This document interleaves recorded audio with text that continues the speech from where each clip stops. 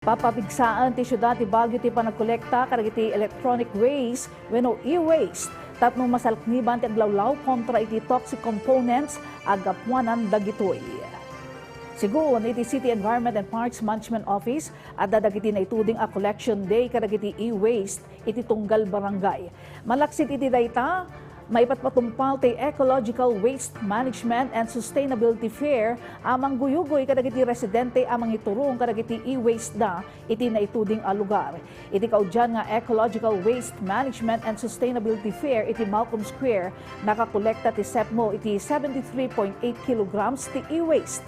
May turong dagitoy iti Bakakeng Central Transport Storage and Disposal Material Recovery Facility para iti umno a sorting, handling, and disposal. Mapangpagapmati para maipasdek ti Kanayunan at TSD facility iti sanitary camp tapno mapasayat pa iti e-waste management.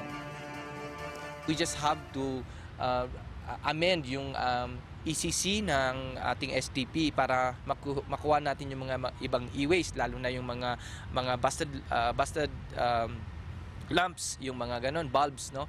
So we'll figure out kung paano kung pwede pa siyang ma-contain doon para sa ganun mas ma-expand pa namin yung and mas madalas yung collection namin ng e-waste.